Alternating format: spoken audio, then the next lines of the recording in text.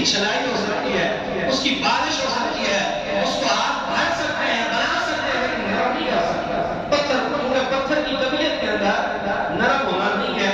تو یہ آپ نبی علیہ السلام کی شان تھی کہ آپ نے ایسی جگہ پر پاؤں رکھا کہ جس کی طبیعت کے اندر نرم ہونا نہیں تھا، آپ کے قدموں کی برکت سے وہ پتھر نرم ہو گئے۔ یہ حضور علیہ السلام کا مقام مرتبہ۔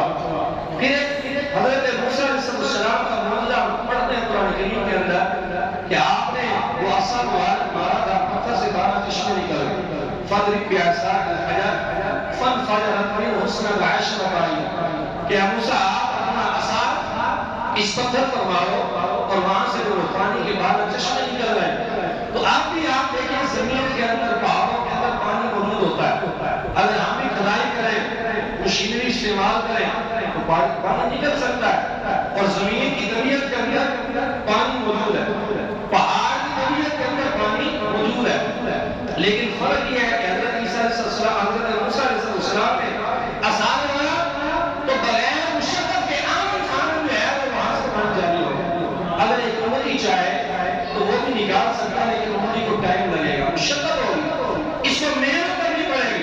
اور پھر آقا کریم علیہ السلام کا معجزہ کیا تھا کہ ایک جنگ کے موقع پر جب پانی ختم ہو گیا تو آقا کریم علیہ السلام کی بارگاہ کے اندر صحابہ بیان کرتے ہیں کہ یا رسول اللہ لشکر کا پانی ختم ہو گیا ہے۔ تو آپ نے کہا کہ جو پانی ہے میرے پاس لاؤ، تو سارے مشکلوں سے وہ مشکل ایک پیالہ پانی کا ہوا تو نبی پاک نے اپنا مبارک ہاتھ اس پیالے میں رکھا کہ اللہ نے آپ کی انگلیوں سے پانی کے چشمے جاری فرمائے۔ انگلیوں کی اثر میں پانی نہیں ہے، یہاں سے خون تو نکل سکتا ہے، پانی نہیں نکل سکتا۔ آپ جتنی بھی کوشش کر لیں، آپ پہاڑ سے پانی نکل سکتا ہے، زمین سے پانی نکل سکتا ہے، تو میرے آقا علیہ السلام کا جو معجزہ ہے کہ آپ نے پانی جو جاری کیا اللہ کے حکم سے، انگلیوں سے ایسی جگہ سے پانی جاری کر دیا جہاں سے پانی کی اصل ہے ہی نہیں، اللہ تعالیٰ نے آپ کو جو معجزہ دیا میں اس کو مثال عطا فرمایا۔